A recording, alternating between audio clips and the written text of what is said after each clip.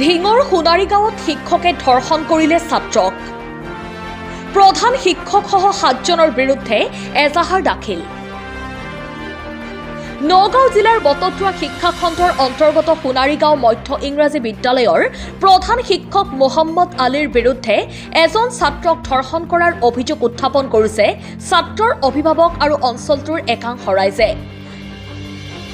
জানিব পৰা মতে সোণাৰীগাঁও মধ্য ইংৰাজী বিদ্যালয়ৰ প্ৰধান শিক্ষক মহম্মদ আলীয়ে সোণাৰীগাঁৱৰ আফাজুদ্দিন আহমেদৰ পুত্ৰ তথা নৱম শ্ৰেণীৰ ছাত্ৰ এজনক যোৱা 14 ফেব্ৰুৱাৰী নিশা 8:30 বজাত ভয় ভাবুকি দেখুৱাই ধৰ্ষণ কৰে। ছাত্ৰজনে পিতৃক ধৰ্ষণ কৰা ঘটনাটো অৱগত কৰোৱাত পিতৃয়ে পৰিয়ালৰ সদস্যক লৈ থানালৈ যাওঁতেই বাটত মাৰধৰ কৰাৰ লগতে অশ্লীল গালি গালাজ কৰাৰো অভিযোগ উত্থাপন কৰিছে ছাত্ৰগৰাকীৰ পৰিয়ালৰ সদস্যই। ছাত্ৰজনৰ পিতৃ আফাজুদ্দিন আহমেদে প্ৰধান শিক্ষক মহম্মদ আলী, শহীদুল ইছলাম আৰু সিৰাজুল ইছলামকে আদি কৰি 7জনৰ বিৰুদ্ধে ঢিং আৰক্ষী থানাত এজাহাৰ দাখিল কৰিছে বুলি জানিব পৰা গৈছে। নিউজ টেক্স ৰিপৰ্ট, বটদ্ৰৱা লাইভ।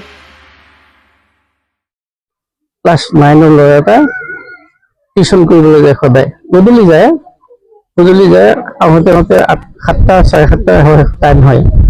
তো সেইদিন 14 তাৰিখে যেতিয়া টিউচন কৰি আহোঁতে যেতিয়া ৰাস্তাত Mohammad Ali master headmaster high school M E স্কুলৰ হেডমাষ্টৰ তেওঁ সোণাৰীগাঁও এম ই স্কুলৰ headmaster Sonarigaon M E school আহোঁতে ল'ৰাজনক মানে ভয় ভাবুকি দি মুখত কোপা দি আপোনাৰ জংঘলত লৈ গৈ তেওঁ মানে অনৈতিক কাম কৰে। ধৰ্ষণ মানে অনৈতিক কাম কৰে। গতিকে যেতিয়া কাম কৰি সি গুচি যায়, ল'ৰাটো যেতিয়া ঘৰত আহিলে অহাৰ পিছত ল'ৰাটোৱে বিতংগে তেওঁৰ মাক বা বাপেকক এই কথাটো অৱগত কৰে। অৱগত কৰাৰ পিছত আমি তাৰমানে ইয়াৰ এটা উচিত ব্যৱস্থাৰ কাৰণে পুলিচ থানাত আমি হেৰি কৰিলোঁ, বিষয়টো অৱগত কৰালোঁ। ঢিং আৰক্ষী থানা অৱগত কৰালোঁ, কিন্তু এতিয়ালৈকে তেওঁক বিচাৰি উলিয়াব পৰা নাই পুলিচ প্ৰশাসনে। আশা কৰোঁ অতি সোনকালে তেওঁক কৰায়ত্ব কৰক আৰু বিচাৰি উলিয়াই অতি সোনকালে উপযুক্ত শাস্তি দিয়াৰ ব্যৱস্থা কৰক, যাতে এনেকুৱা কাম আৰু আগলৈ কেতিয়াও নহয়। সমাজৰ কাৰণে এইটো এটা বহুত এটা আপোনাৰ ক্ষতিকৰ কাম। গতিকে এনেকুৱা কাম যদি সমাজত হৈ থাকে, সমাজৰ আমাৰ বৃহৎ ক্ষতি হ'ব। গতিকে ইয়াৰ এটা উচিত ব্যৱস্থা কৰি ইয়াক যাতে দৃষ্টান্তমূলক শাস্তি দিয়ে।